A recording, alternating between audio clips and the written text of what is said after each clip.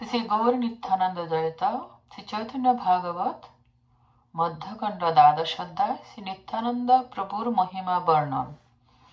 এই অধ্যায়ে বর্ণনা করা হয়েছে শ্রী নিত্যানন্দ প্রভু বাল্যভাবে সারাদিন নবদ্বীপের বিভিন্ন স্থানে ঘুরতেন।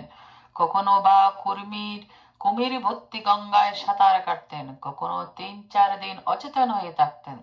একদিন মহাপ্রভু গৃহে বসে আছেন। নিত্যানন্দ প্রভু চৈতন্য আমার প্রভু এই হুঙ্কার করতে করতে দিগম্বর বেশে সেখানে উপস্থিত হন। তখন মহাপ্রভু তার মস্তকে বস্ত্র নিত্যানন্দ প্রভুকে পরালেন এবং তার সঙ্গে গন্ধাদি লেপন করলেন ও মালা পরালেন এবং সম্মুখে বসবার আসন দিলেন। তখন মহাপ্রভু নিত্যানন্দ প্রভুর নিকটে তার একটি কৌপিন চাইলেন এবং তারায়ণ করে সরু সরু করে ছিঁড়লেন এবং সকলকে মাথায় বাঁধতে বললেন। সকলে কৌপিন খণ্ড মাথায় বাঁধলেন। তারপর শ্রী চৈতন্য মহাপ্রভু সকলকে নির্দেশ দিলেন নিত্যানন্দ প্রভুর চরণামৃত পান করতে। ভক্তগণ নিত্যানন্দ প্রভু শ্রীচরণ বারংবার ধৌত করতে লাগলেন। সকলে 3-4 বার করে চরণামৃত পান করলেন।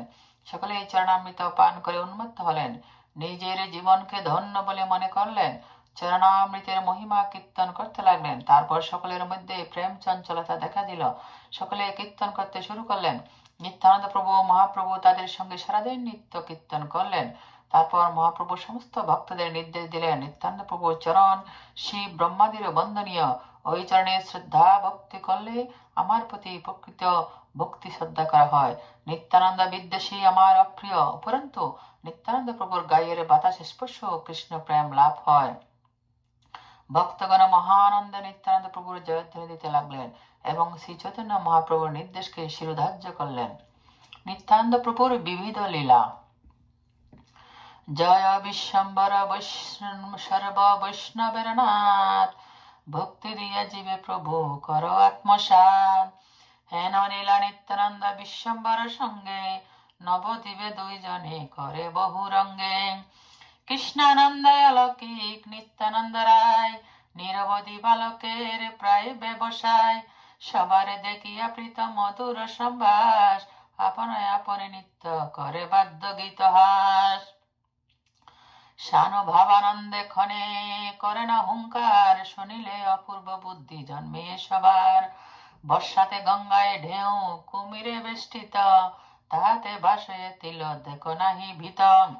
সর্বলোক দেখি ডরে করে হায় হায়, তথাপি বাসেন হাসি নিত্যানন্দ রায়।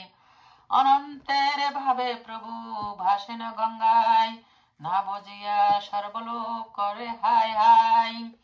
আনন্দে মূর্ছিত বা হয়েন কোনক্ষণ, 3-4 দিবসেও না হয় চেতন।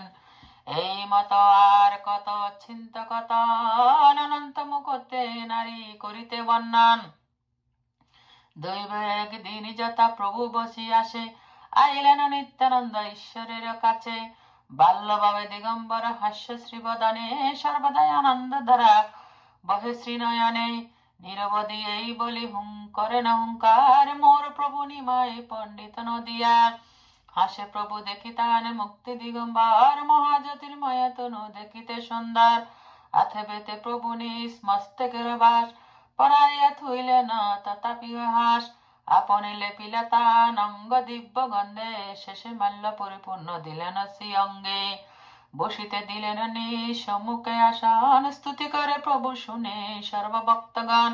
নামে নিত্যানন্দ তুমি, রূপে নিত্যানন্দ, এই তুমি নিত্যানন্দ রাম মূর্তিমন্ত। নিত্যানন্দ পর্যটন ভোজন ব্যবহার, নিত্যানন্দ বিনে কিছু নাহিক তোমার। তোমারে বুঝিতে শক্তি মনুষ্যের কোথা, পরম সুসত্য তুমি যথা কৃষ্ণ তথা। চৈতন্যের রসে নিত্যানন্দ মহামতি, যে বলেন যে করেন সর্বত্র সম্মতি। নিত্যানন্দ প্রভুর কৃপা মাহাত্ম্য ও মহিমা। প্রভু বলে একখানি কপিন তোমার, দেহ ইহা বড় ইচ্ছা আছে আমার। এত বলি প্রভু তার কপুন আনিয়া, ছোট করে ছিঁড়িলেন অনেক করিয়া। সকল বৈষ্ণব মন্ডলীর জনে জনে, খানি খানি করে প্রভু দিলেন আপনে। প্রভু বলে বস্ত্র বান্ধ সব শিরে, অন্যের কি দায় ইহা বাঞ্চে যোগেশ্বরে। নিত্যানন্দ প্রসাদে সে হয় বিষ্ণু ভক্তি, জানি হয় কৃষ্ণের নিত্যানন্দ পূর্ণ শক্তি। কৃষ্ণের দ্বিতীয় নিত্যানন্দ বই নাই, সঙ্গী শাখা শয়ন ভূষণ বন্ধু ভাই। বেদের অগম্য নিত্যানন্দের চরিত্র, সর্বজীব জনক রক্ষক সর্বমিত্র। ইহার ব্যবহার সব কৃষ্ণর সময়, ইহানে সেবিলে কৃষ্ণ প্রেম ভক্তি হয়। ভক্তি করি ইহান কপিন বান্দাসিরে, মহাযত্নে ইহা বুঝ কর গিয়া ঘরে। পাইয়া প্রভুর আজ্ঞা সর্বভক্তগণ, পরময় আদরে শিরে করিলা বন্দন। প্রভু বলে শুনো সকল ভক্তগণ, নিত্যানন্দ পাদদ করহ গ্রহণ। করিলে মাত্র পাদদগ পান, ধী কৃষ্ণে দৃঢ় ভক্তি হইতে নাহিয়ান। আজ্ঞা পাই সবে নিত্যানন্দের চরণ, পাকালিয়ে পাদদ করে গ্রহণ। 5 বার 10 বার একজনে খায়, বাহ্য নাহি নিত্যানন্দ হাসে সদায়। আপনে বসিয়া মহাপ্রভু গৌর রায়, নিত্যানন্দ পাদদক কৌতুকে লোটায়। সবে নিত্যানন্দ পাদদক করি পান, মত্ত পায় হরি বলি কর আহ্বান। কেহ বলে আজি ধন্য হইল জীবন, কেহ বলে আজি সব খণ্ডিল বন্দন। কেহ বলে আজি হইলাম কৃষ্ণ দাস, কেহ বলে আজি ধন্য দিবস প্রকাশ। কেহ বলে পাদদক বড় সাধু লাগে, এখন মুখের মিষ্টতা নাহি ভাঙ্গে।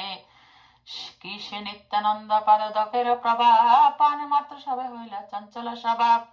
কেহ নাচে কেহ গায় কেহ গৌরি যায়, হুঙ্কার গর্জন কেহ করে সদায়। উঠিল পরমানন্দ কৃষ্ণের কীর্তন, বিহ্বল হইয়া নিত্য করে ভক্তগণ। কনকে শ্রী গৌরচন্দ্র করিয়া হুঙ্কার, উঠিয়া লাগিল নিত্য করিতে অপার। নিত্যানন্দ স্বরূপ উঠিল ততক্ষণ, নিত্য করে দুই প্রভু বেরি ভক্তগণ। কার গায়ে কেবা পরে কেবা ধারে ধরে, কেবা কার চরণের ধুলি লয় শিরে।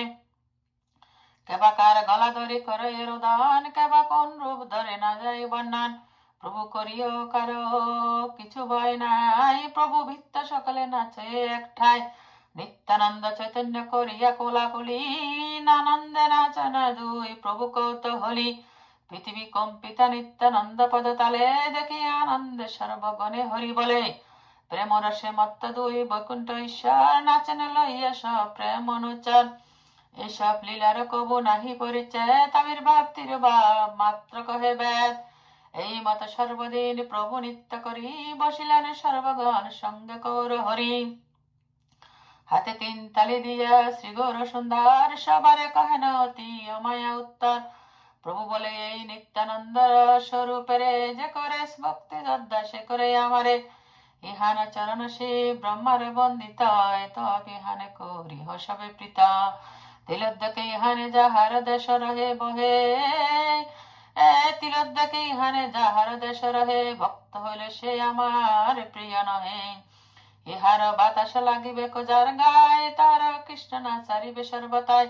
শুনিয়া প্রভুর বাক্য সর্বভক্তগণ, মহাজয় ধ্বনি করিলা তখন।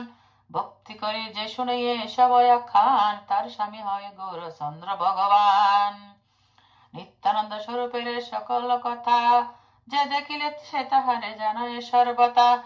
এই মত কত নিত্যানন্দের প্রভাব, জানে যত চৈতন্যের প্রিয় মহাভাগবত। শ্রীকৃষ্ণ চৈতন্য নিত্যানন্দ চন্দ জন, বৃন্দাবনে দাস পদ যুগে জ্ঞান। ইতি শ্রী চৈতন্য ভাগবতে মধ্যখণ্ডে শ্রী নিত্যানন্দ মহিমা বর্ণনং নামম 12শ অধ্যায়।